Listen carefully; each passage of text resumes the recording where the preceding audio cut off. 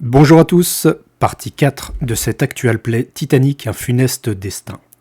Elizabeth Wainwright, Édouard Dupont et James Wong ont l'impression que quelque chose de très étrange et de néfaste est en train de se dérouler sur le Titanic.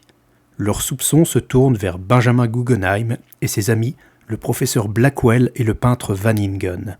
Qu'est-ce que ces drôles de loustiques manigances ? Après avoir vécu des moments particulièrement désagréables, le trio s'apprête à rejoindre l'écrivain et médium William Stead pour une séance de spiritisme. L'objectif, tenter de faire parler le mort retrouvé noyé quelques heures plus tôt. Vous vous dirigez vers la cabine de Stead qui est sur le même pont que vous. Par contre, elle est à l'arrière du navire alors que vous êtes plutôt côté avant. Donc on est à peu près dans le milieu de l'après-midi. Vous avez l'impression que l'air s'est encore rafraîchi. Vous n'avez pas de manteau ni rien là sur vous et c'est vraiment juste quoi. Et il doit faire peut-être 8 degrés. Vous prenez la promenade supérieure des premières classes et puis vous rendez sur le pont, sur l'arrière du pont. Et jusqu'à la cabine de Stead, qui est la B27, il vous l'a indiqué tout à l'heure. Vous êtes devant. Les 8 degrés dont tu parles, c'est une température saisonnière ou c'est bizarre? Vous êtes quand même assez au nord. Vous êtes parti donc finalement de l'Irlande pour aller jusqu'à New York, votre destination, mais vous faites un arc de cercle. Et ce qui fait que vous passez quand même relativement au nord, et on est en avril encore, donc avril dans l'hémisphère nord, donc ça peut être assez normal, mais en tout cas vous, ça vous saisit quand vous sortez. Vous ressentez un roulis qui est plus important que ce que vous ressentiez avant, sans doute parce que vous êtes plus excentré par rapport à vos cabines qui sont vraiment vers le centre du navire, là vous êtes vraiment sur le bord. C'est un petit peu désagréable. Bien, frappons. Enfin, je frappe à la porte. Il se passe quelques secondes, une dizaine de Je suis pas secondes. très patiente, donc je vais pas attendre très longtemps avant de refrapper un peu plus fort. Tu frappes un petit peu plus fort, vous entendez que la porte se déverrouille, elle avait l'air d'être verrouillée. La porte se déverrouille, et elle s'entrebâille, et puis elle s'ouvre en grand. Ah, c'est vous pouvez entrer. Moi, j'arrive, j'ai la bouche pâteuse. Je vais suivre les instructions, là, j'ai hâte de m'installer et de comprendre. Je suis prêt à jouer le jeu de l'ésotérisme. Pour moi, c'est une expérience presque plaisante de découvrir un peu et de partager ça. Je suis pour ma part absolument terrorisée à l'intérieur en tout cas. Parce que cette séance pourrait faire ressurgir ou révéler de ce qui est enfoui chez moi. Mais comme d'habitude, j'ai une apparence extérieure convenable et on pourrait croire que je suis peut-être un peu fatiguée, un peu déconcentrée, mais rien de plus. Stead vous reçoit, il a l'air un petit peu fébrile. Il fait 3 pas d'un côté, et puis j'ai oublié ça, il refait 3 pas de l'autre, et puis mais j'ai oublié, asseyez-vous, je vous en prie. Vous voyez qu'il a il a modifié un petit peu l'emplacement des meubles dans la cabine, ce qui fait qu'il y a une malle, une espèce de commode qui est dans le centre de la pièce. Il a son lit d'un côté qui permet de s'asseoir, il a deux chaises de l'autre côté et un fauteuil qu'il a déplacé. Donc voilà, ça forme une espèce de petit cercle autour de cette malle centrale, cette commode centrale. Et vous voyez qu'il a installé une grande bougie au milieu de cette commode, et qu'il a des bâtons d'encens qui sont en train de brûler à différents endroits de la pièce, donc qui est une atmosphère assez agressive pour la gorge. Voilà, il a fermé les volets de son hublot, donc il fait vraiment très sombre dans la pièce, hormis cette bougie centrale. Installez-vous. Eh bien, je m'assois. pareil. Je pense que James, vous êtes un petit peu habitué et rompu à ce genre d'exercice. Vous deux, peut-être moins, si j'ai bien compris. Effectivement. Ce qu'il faut, c'est... Écoutez, c'est de la sincérité. Vous voyez ? Il ne faut pas essayer de simuler quelque chose ou d'aller... voilà, il faut se laisser aller. D'accord ? D'accord. Allez, Bien. asseyez-vous. Si vous pensez que vous êtes prêts, nous allons commencer. Allons-y, pas la peine de perdre du temps, je pense. Vous prenez place sur les différents sièges et puis Stead s'assied lui sur son lit. Ouais, il a l'air vraiment un petit peu exalté pratiquement. Et surtout restez calme en toutes circonstances, en toute situation. Faites bien attention. Ce qui va se passer sera à la fois réel et à la fois pas vraiment réel. Donc ne vous inquiétez pas, vous ne risquez rien, d'accord ? D'accord. D'accord. Il commence à poser ses mains. Donnez-moi vos mains, s'il vous plaît. Tenons-nous par les mains. Mes mains. Même chose. Mhm. Pareil. Et puis il commence à psalmodier des onomatopées qui n'ont a priori aucun sens. Il a fermé les yeux. Et puis il vous murmure comme ça. Si vous voulez, vous pouvez fermer les yeux. Ce n'est pas obligatoire. C'est comme vous le sentez. Je vais fermer les yeux. Puis vous avez cette atmosphère qui devient de plus en plus éthérée. Elle était un petit peu pesante au début, un petit peu rauque. Elle vous prenait un petit peu la gorge et vous la sentez de moins en moins et vous vous sentez peut-être un petit peu plus léger, mais peut-être vous entendez la voix de Stead qui est lancinante, qui va, qui vient, et la bougie au milieu là, la flamme qui vacille. Et vous vous sentez un petit peu plus léger, vous vous sentez flotter. Vous vous laissez un petit peu aller comme ça. Vous essayez de résister ou vous suivez le mouvement. Je vais me laisser aller, moi. J'essaye de me laisser aller aussi. Moi, j'essaie aussi de me laisser aller, mais en même temps, j'ai une crainte que ressurgisse toute... j'ai comme une sorte de frein, de protection qui fait que je me dis je dois garder une forme de contrôle quand même. De peur que ça me tombe complètement dessus. Stead continue ses onomatopées, puis il arrête à un moment, il murmure toujours les yeux fermés comme ça. James, je sens que vous résistez, vous n'êtes pas sincère. Laissez-vous aller, James. Je laisse échapper un soupir. Et j'essaie de me détendre. Vous êtes tous détendus et vous sentez... certains d'entre vous ont déjà dû expérimenter l'opium, par exemple, et vous sentez que vous êtes un petit peu dans un état différent, un peu second, où voilà, la physique n'est plus exactement la même. Vous avez tous instinctivement fermé les yeux, donc vous êtes plongés dans un noir au travers duquel vous voyez une légère lueur, sans doute la lueur de la chandelle, et puis la lueur est un petit peu plus importante, a l'air de grossir, de grossir à la fois dans votre champ de vision et à la fois en importance, en clarté. Et vous ouvrez les yeux et vous voyez face à vous l'océan qui s'agite, des vagues. Vous entendez le bruit des vagues, le ressac. Et vous voyez au milieu de cet océan immense avec des vagues gigantesques, vous voyez deux personnes, un homme et une femme. Et cet océan, en même temps, il a une texture comme s'il était peint, en fait. Pas comme si vous le voyiez de manière réelle, mais comme s'il était peint. Et ces deux personnages aussi, d'ailleurs, ils sont... voilà, ils sont texturés comme une peinture. Et ils sont perdus au milieu de cet océan, tous les deux.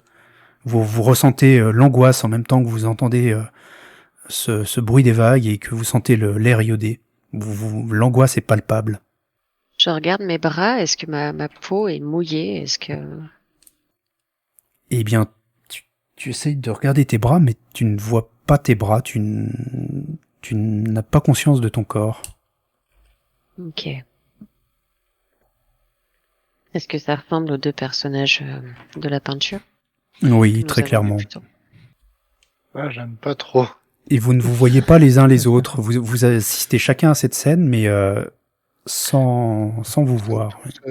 Chacun dans sa scène. Bien, j'essaie de nager. Tu essayes de Ouais, de te mouvoir, et effectivement, tu parviens à t'approcher. Et alors que tu t'approches, tu as l'impression que l'homme, dans ce couple, est en train de couler. On est tous pareils, on observe la même chose dans Oui. le même... Ah, je vais passer la tête sous l'eau. Dans ce cas-là, essayer de passer la tête sous l'eau et Je vais tenter de le sauver, hein. il faut rattraper cet homme. Alors Lizzie, tu passes la tête sous l'eau et tu essayes d'ouvrir les yeux. Oui. Alors tu passes la tête sous l'eau, tu ouvres les yeux, ça te pique. C'est agressif. L'eau doit être très salée et tu as du mal, mais tu arrives quand même à ouvrir les yeux en grand. Tu es estomaqué, il y a des dizaines, des centaines peut-être de corps qui flottent dans l'eau, sous l'eau, qui ondulent au gré des vagues, leurs vêtements épars autour d'eux, et ils ont tous l'air morts. Je crie, même si je suis sous l'eau, je pousse un cri d'effroi et j'essaye de rattraper cet homme que j'ai vu sombrer, en me disant que lui est peut-être sauvable. Alors, Édouard, toi, en nageant vers cet homme qui semblait prêt à se noyer, tu sens autour de toi que tu progresses au milieu de choses qui te frôlent, comme s'il y avait des étoffes qui te frôlaient, et puis des choses plus tangibles, plus dures. C'est assez désagréable. Et toi, de ton côté, Lizzie, en avançant sous l'eau, eh bien, tu es percuté par ces corps qui flottent au gré des courants. Je dois sauver cet homme. Obligatoirement, je peux pas laisser quelqu'un se noyer devant moi, surtout pas moi. Donc je redouble d'énergie. Je les vois aussi, les corps, moi. Oui. Moi, c'est plutôt... moi, je me mets plutôt à paniquer, en fait. Parce que je suis convaincu que je suis en plein dans la malédiction. C'est la tempête, il y en a partout. Peut-être que je crois même voir ma famille qui flotte avec les corps. À l'aide. Et je commence aussi à me noyer tellement j'arrive pas à nager, je panique. Et je commence à appeler, en fait, ma mère, mes sœurs et mon père. Comme si j'étais dans la tempête. Tu sens une pression sur ta main, peut-être, et tu entends une voix qui est très lointaine, qui est très faible, qui passe sous le bruit des vagues. James, calmez-vous, James, reprenez le dessus, calmez-vous. Tout ceci n'est pas réel. Pendant un instant, tu as cru que effectivement tu allais rejoindre tous ces morts. Et in extremis, tu as fermé ta bouche et tu n'as pas avalé toute l'eau que tes poumons auraient pu englober. Et tu es vraiment sur le fil, à la limite de la panique, mais tu as encore le dessus pour l'instant. J'essaie de nager aussi en direction de la femme, peut-être plutôt, qui est en train qui elle n'a pas coulé, si je ne m'abuse. La femme n'a pas l'air de couler, effectivement, et alors que vous approchez tous les trois, vous ne voyez pas les autres, mais sans doute que vous avancez à peu près dans la même direction, peut-être depuis des directions, des azimuts différents. Vous voyez que l'homme est tiré brusquement vers le fond. Comme si un pêcheur tirait un poisson de l'eau, mais dans l'autre sens, vers le fond et pas vers la surface. Lizzie et Édouard, vous apercevez qu'il y a effectivement quelqu'un qui tire cet homme par les pieds vers le fond. Et cet homme vous regarde, et il a un petit sourire, c'est Guggenheim. Ah mais moi je me sens trop mal, j'essaie de me barrer en nageant. C'est plus fort que toi, tu es complètement figé sur cette apparition et donc tu vois que ce qui ressemble à Guggenheim tire l'homme vers le bas et toi tu as l'impression que tu es en train de descendre aussi. Ah non, je regarde mes pieds immédiatement. Alors il y a personne, tu vois personne, sinon ces corps qui flottent autour de toi, mais tu ne vois personne qui te tire, mais tu sens que tu coules. J'essaie de retenir ma respiration. Est-ce que j'estime que le jeune homme est rattrapable, celui qui avait coulé? Ça semble être difficile de le rattraper, effectivement, il descend vers le fond attiré par par Guggenheim à une vitesse rapide, vraiment rapide. Alors je remonte à la surface et je vais me rapprocher de là où se trouvait la femme, si elle est toujours là. Eh bien, justement, tu ne la vois plus précisément. Tu vois des corps qui flottent, mais est-ce qu'elle est parmi eux? Tu n'es pas sûr. C'est impossible, on ne peut rien faire. Et je reste là, un peu, complètement désemparée en fait, à la surface. On se voit entre nous ou pas? Il te semble peut-être apercevoir Lizzie, effectivement, qui serait à la surface. Toi aussi, tu es à peu près à la surface. Bah, je crois que je vais crawler un peu jusqu'à Lizzie, si je peux. Ouais, tu En y la- en parviens. l'appelant, Tu y Lizzie. parviens, effectivement. Et Lizzie, de ton côté, tu vois James qui approche et qui t'appelle. James, est-ce que ça va? Oui, c'est quoi cet endroit? Où est Monsieur Dupont? Je ne sais pas. Je suis arrivée toute seule ici. Est-ce que le visage de James est normal? Vous êtes tous les deux extrêmement pâles, presque bleus en fait. Euh, ouais, vous avez l'air en extrêmement mauvaise santé. Je sais pas où est Edouard. Est-ce que ça va? Tu as vu ces choses, toi aussi, ce corps, Il y en a partout, il y en a partout. Je te l'ai dit, c'est là ma malédiction qui nous suit. C'est des corps qui ont été emportés par la tempête. Il y en a partout. Regarde, on est au milieu de l'eau. C'est Monsieur Dupont. On la voit la femme. En fait, question conne, mais la femme qui était avec l'homme là, on la voit encore ou pas? Alors vous n'arrivez pas à la voir. Il y a des corps autour de vous, mais vous ne D'accord. savez pas si c'est ce corps qui est cette femme ou celui-ci ou si elle Ok. n'est plus là. Je vais t'attraper le bras dans l'eau et euh, un accès de déraison totale et je vais te dire, ma fille, peut-être que Judith peut être par là. Et je vais replonger sous l'eau immédiatement et moi concrètement je vais chercher ma fille dans les eaux. Je suis au courant de rien moi par rapport à ta fille. À part ce que je viens de te dire. Ok, d'accord. Ouais, non, je me retrouve tout seul. J'essaie d'aller sous l'eau aussi pour voir où est Lizzie pour pas qu'elle coule en fait. Édouard, tu te sens descendre à la suite de Guggenheim et du jeune homme. Tu vas moins vite qu'eux, mais tu descends quand même à pic en fait, les pieds devant. Et tu as l'impression que côté respiration ça va. Enfin, tu ne respires pas, mais tu n'as pas besoin de respirer. Donc ça a D'accord. l'air d'aller pour l'instant. Lizzie, toi, tu descends de manière volontaire, donc tu la tête en avant, les mains en avant, et tu pourfends comme ça les cadavres autour de toi, et tu vas vraiment vite vers le fond.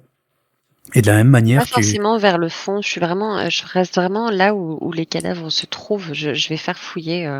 En fait, je vais passer dans les cadavres à la recherche de Judith. et toi, James, tu cherches un petit peu Lizzie en fait où elle est, tu essayes de la suivre, c'est ça ou? Exactement. Ok. C'est ça que j'essaie de faire. Donc vous surnagez entre deux eaux comme ça et vous notez également cette capacité de ne pas avoir besoin de respirer et vous errez comme ça de cadavre en cadavre et tu cherches désespérément Lizzie une silhouette qui pourrait ressembler à ta fille. Toi de ton côté Édouard, alors que tu descends comme ça, tu sens à tes côtés quelque chose de monumental qui passe à toute vitesse à côté de toi, du haut vers le bas. Je peux voir ce que c'est. Alors c'est juste derrière toi, tu te retournes et tu as la coque d'un navire avec ses hublots illuminés qui est en train de descendre à toute vitesse comme ça, verticalement juste à côté de toi. Prends peur. Je panique. J'essaie de remonter à la surface autant que je peux. Alors Nage. t'essayes de remonter, mais t'es attiré. Peut-être est-ce que c'est le déplacement d'eau de cette masse gigantesque et tu es attiré irrépressiblement vers le fond. Je pense qu'à part paniquer, je vois pas ce que je peux faire de mieux. commence à m'exciter, à essayer de nager, je me sens attiré. Mais ça ne t'empêche pas de continuer à être attiré, et puis soudainement, les lumières qui éclairaient encore le navire s'éteignent, et tu le sens continuer à descendre, mais dans le noir cette fois-ci.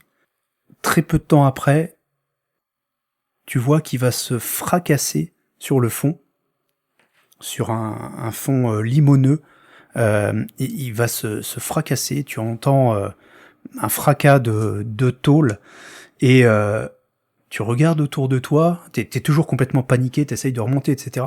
Tu regardes autour de toi et tu vois des tours, voilà, tu as l'impression d'être plongé dans la peinture de Van Ingen qui ressemblait à une métropole engloutie. Près de la surface, Elisabeth et James, vous continuez à vous débattre. Tu vas de cadavre en cadavre comme ça, et tu penses de plus en plus à Judith. Et soudainement, c'est elle qui est face à toi. Elle flotte, elle est vêtue d'une petite robe qui ondule comme ça dans le courant. Il y a des algues qui sont accrochées à sa robe, et ses cheveux flottent autour de sa tête comme ça, et elle semble te regarder, mais tu sais pas si elle te voit ou pas. Je vais la saisir, arracher les algues qui sont sur elle et faire, essayer de la remonter à la surface. Toi, James, tu vois que l'Isis semble s'intéresser à une petite fille flottante comme ça qui ressemble à tous les autres. Je m'approche pour aller l'aider éventuellement. Là, je suis vraiment dans le but de pas la perdre pour pas me retrouver tout seul. Donc, toi, Lizzie, tu essayes de délicatement retirer ces algues qui entravent la jeune fille. Et Édouard, au fond de l'eau, de ton côté, alors que le navire est en train de finir de s'écraser au fond,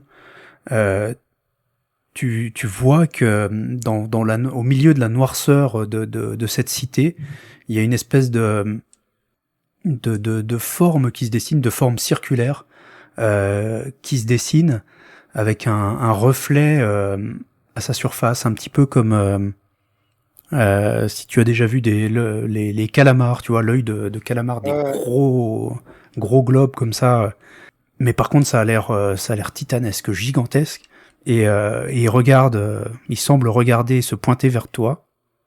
Me dirige dans cette direction.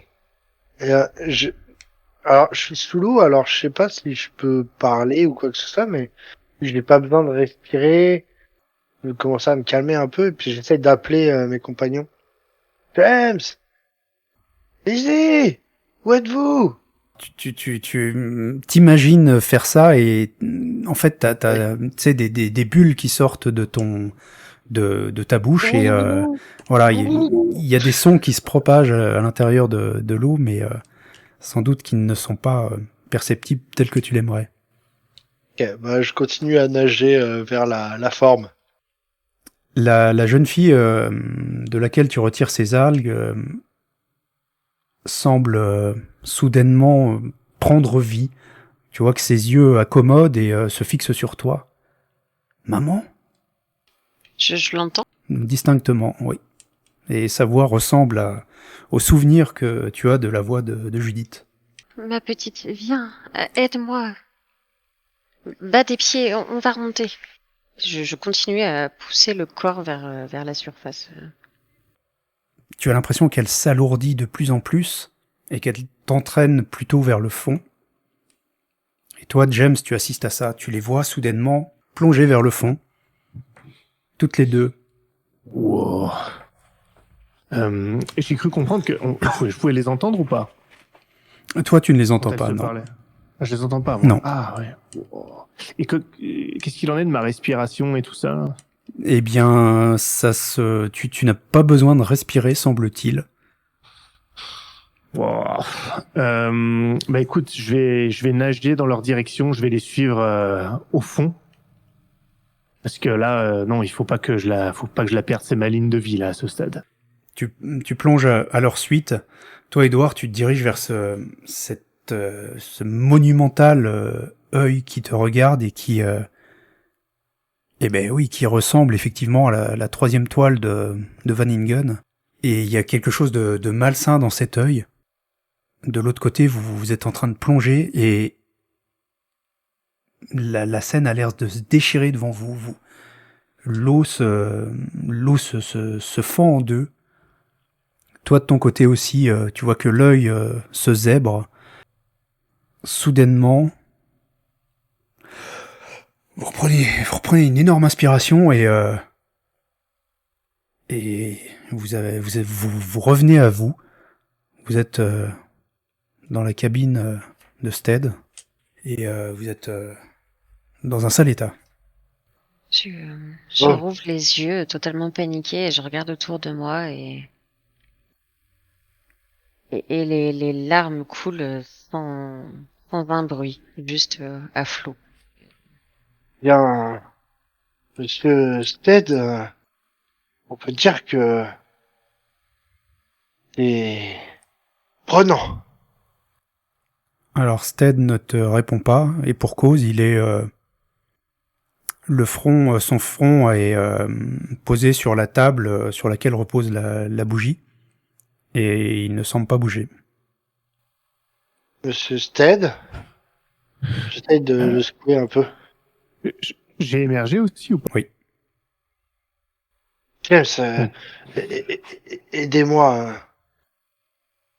Je crois que notre ami ne se sent pas très bien. Je me lève, je vais près de Monsieur Stead, j'essaie de lui bouger légèrement la tête pour déjà pas qu'il s'étouffe, parce que s'il est front contre la table en ses mains, je le déplace un peu. Monsieur Stead, c'est James Wong. Monsieur Stead. Il réagit pas et t'as un mouvement de recul quand tu le touches, sa peau est froide et humide. Ah non. Il est glacial. Comment ça, il est glacial? Glacial et mouillé comme s'il avait été dans l'eau. Oh non, Monsieur Stead, j'essaie de le redresser. Aidez-moi à le redresser. Je t'aide à le redresser. Il se laisse complètement faire. Il a l'air, en tout cas, il a l'air complètement inanimé. Ouais. Je vais faire le tour aussi et prendre son pouls, voir si je sens des battements de cœur ou pas. Tu ne sens pas de pouls. Je regarde mes deux compagnons et je secoue la tête. Je ne comprends pas. Nous étions tous là et malgré ces visions intenses, pas trop comment cela est possible, mais enfin, comment est-il mort? Je ne sais pas. Il a l'air... Il s'est noyé. Je suis sûr que c'est ça, c'est comme l'autre là dans la cale. Mais comment c'est possible? Enfin, Ah, vous avez vu où on était? oui, Vous mais avez vu? Vous me croyez maintenant? c'était une affabulation. Enfin, Non, c'était pas une affabulation, on était tous là, et c'était comme les tableaux qu'on a vus. Vous le savez très bien. en effet, je peux l'expliquer. Ah ben, c'est lié au tableau. Oui, mais très étrange. C'est comme si le bateau avait coulé. Il y avait des cadavres partout qui flottaient dans l'eau et j'ai vu une partie du bateau s'écrouler dans le fond de l'océan. Le bateau sur lequel nous sommes là, actuellement? Je suis sûr que c'est notre bateau ou pour moi c'était un bateau comme ça. En tout cas, dans les proportions et ce que tu as vu passer, le bastingage, etc., il y ressemblait, oui. Ce bateau-là, oui, bien évidemment. Mais je regarde quand même autour de nous dans la cabine. Est-ce qu'on est bien revenu de là où on est parti? Est-ce que c'est la même cabine? Est-ce que les murs sont dans le même état, la même couleur? Moi, je regarde ma montre pour savoir combien de temps il s'est écoulé. Il semblerait qu'il soit écoulé beaucoup de temps. Il est plus de 22 heures. Et on avait commencé à quelle heure? Vers 4h30. Waouh, ouais, il s'est passé beaucoup de temps, ouais. Bon, eh bien, je suppose que nous devrions prévenir Le maître d'armes, Ça va être difficile à expliquer. bah, de toute façon, il n'a aucune trace de... Bien trop étrange. Est-ce qu'il nous croira seulement? Disons-lui que nous avions rendez-vous avec cet homme et que nous l'avons trouvé comme ça. Je crois pas qu'il serait prêt à entendre toute notre petite histoire ésotérique commune. Je ne pense pas, non. Je vous avoue que je suis très fatigué et que tout cela m'a un peu chamboulé. Eh bien, allons prévenir le maître d'armes, effectivement. On ne peut pas laisser un cadavre ici. Oh non, mais attendez, il va nous soupçonner, là, c'est pas possible. Oh non, non, non, non. Il faut savoir où sont ces tableaux, il va se passer quelque chose, j'en suis certain. Mais que voulez-vous faire? Je ne sais pas. Même si nous trouvons les tableaux, vous voulez les détruire? Je sais même pas ce qui se passe. Moi non plus, je ne sais pas ce qui se passe. Et ces gens-là se noient en allant dans les tableaux, mais comment l'autre y est allé? C'est ça que je comprends pas, James Webb. Mais il a peut-être été juste posé comme ça, le James Webb. Hein. Il faut aller voir les autres là qui sont impliqués avec le tableau, le peintre. Le peintre. Il faut l'interroger. Il doit savoir oui. quelque chose. Peut-être. Mais t'es un homme assez désagréable. Je suis pas sûr qu'il acceptera de nous parler beaucoup. Mais bon, de toute façon, nous n'avons pas grand-chose d'autre à perdre. Alors, est-ce qu'on sait où il est ou Il est 22h, en plus, il y a des chances qu'il soit dans sa chambre, oui. Ou au fumoir, peut-être. Ou au fumoir, Bon, encore. après, au avec, fumoir, on peut peut-être se les renseigner. Hein. Oui. On peut peut-être même se renseigner sur où sont les tableaux. Effectivement, on peut retourner au fumoir et poser les questions, savoir. Moi, je pense qu'il faut trouver le mec. Et donc, vous ressortez de la cabine de Stead, en le laissant à son pauvre sort, et vous refaites chemin inverse pour retourner vers l'avant du navire. Donc, vous reprenez le pont extérieur, et cette fois, il fait vraiment, vraiment froid. La température est sans doute négative, donc il fait très noir, hein. Les quelques lumières éclairent le pont du navire, mais c'est assez oppressant, assez stressant. Le navire évolue dans une espèce de petite brume. Donc vous vous dépêchez, vous vous hâtez vers l'avant pour ne pas passer trop de temps dehors. Et alors que vous approchez du fumoir donc par l'extérieur, vous êtes sur le côté bâbord du navire, sur le côté gauche. Soudain, vous entendez un énorme, comme un craquement vers l'avant du navire. Et vous sentez un choc en même temps, un léger choc. Moi, je me Qu'est-ce que raccroche c'était à ce que je peux. Ouais, pareil. Alors ça vous déstabilise pas, hein, c'est vraiment un léger choc comme si vous étiez dans une voiture et quelqu'un tapait violemment sur le capot, quoi. Qu'est-ce qui s'est passé? Je ne sais pas. Retour. Et puis vous entendez un raclement maintenant. Ah bah on se penche, moi je m'approche du bastingage. On n'est pas de l'autre côté, justement? Et du côté opposé au frottement? Non, vous êtes du même côté, il semblerait. Ouais. Ah bah oui, bah on regarde alors. Vous regardez, dans un premier temps, vous voyez rien de spécial, et puis soudain, vous voyez une masse blanche qui est haute peut-être 3 fois comme le navire, qui racle la coque sur le côté gauche. Elle arrive pratiquement à votre niveau quand le navire arrive enfin à prendre le large. Accroche un peu parce que j'ai l'impression que ça va quand même secouer encore un peu. Ou il y a quelque chose, il se passe quelque chose sur le pont. Il y a pas d'alarme, non, il y a rien. Non. On a touché, c'est sûr.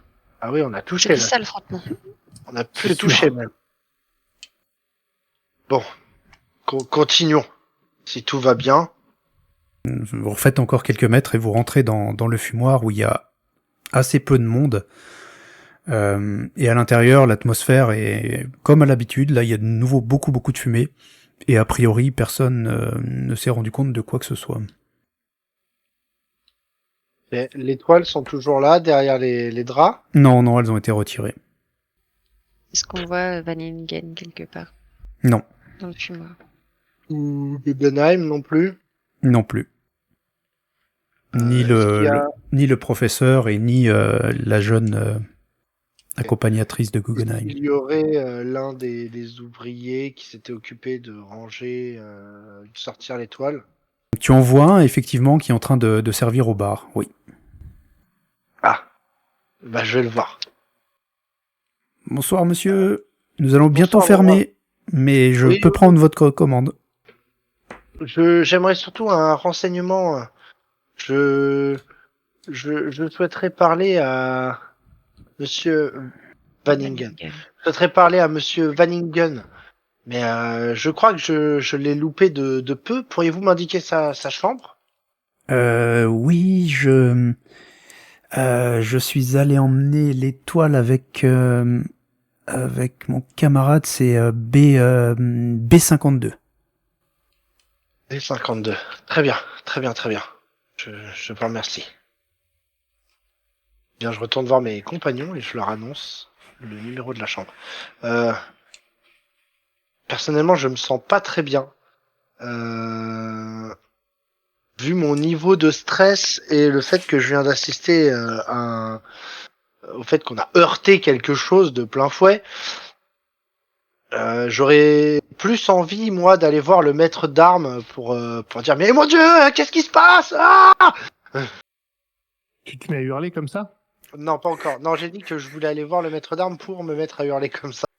Mais je vous indique d'abord le numéro de la chambre de l'autre. Ouais, moi je veux aller là-bas. C'est bon. Pour moi, c'est l'objectif.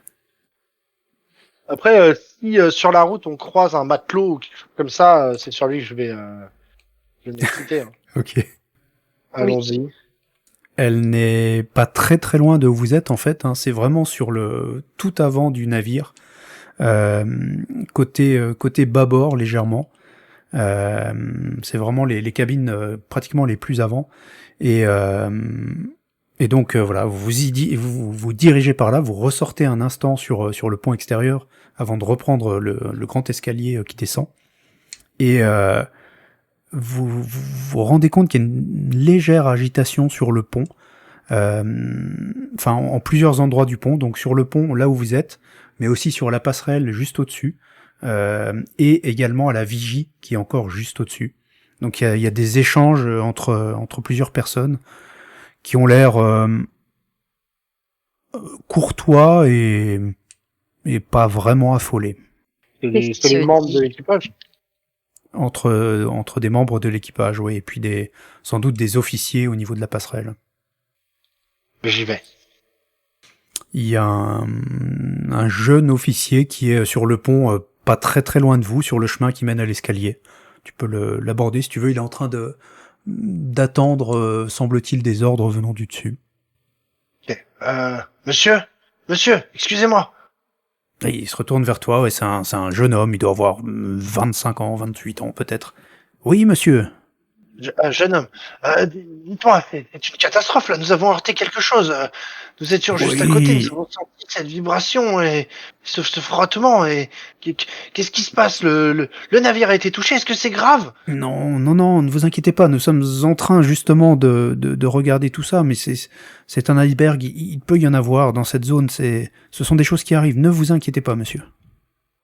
Nous allons inspecter les dégâts qui seront mineurs. Vous savez que le Titanic est insubmersible. Oui, c'est ce qu'il dit, c'est vrai. Mais quand même, c'était un choc terrible. Oh, c'est léger, monsieur, on l'a à peine ressenti. La passerelle indiquait à la machinerie de manœuvrer pour éviter l'obstacle, et il a été pratiquement évité, effectivement. Vous avez vu, on l'a à peine effleuré. D'accord, mais la coque du navire va-t-elle résister à des chocs comme ça? Mais oui, et puis il y a les caissons étanches, vous savez, l'ingénieur d'ailleurs est à bord, et le navire est fait pour ne pas couler, il ne peut pas couler. Très bien. D'accord, très bien. Calmez-vous, monsieur, ça va bien aller, ça va bien se passer. Oui. Je vous laisse. Je vais rejoindre mes compagnons. Je suis très anxieux, nerveux. Bon, vite, allons à la cabine de cet artiste. On y va. Moi, c'est la priorité absolue pour moi. Il est la clé de tout à ce stade. Et tout est en train de partir en live. Vous marchez d'un pas pressé vers l'avant. Vous remontez d'un pont par rapport à l'endroit où vous êtes. Et donc vous arrivez dans les couloirs les plus beaux. En fait, vous êtes vraiment dans la plus belle partie des cabines du navire. Et bien, vous arrivez devant la porte de la cabine B52, effectivement, sur la gauche du navire.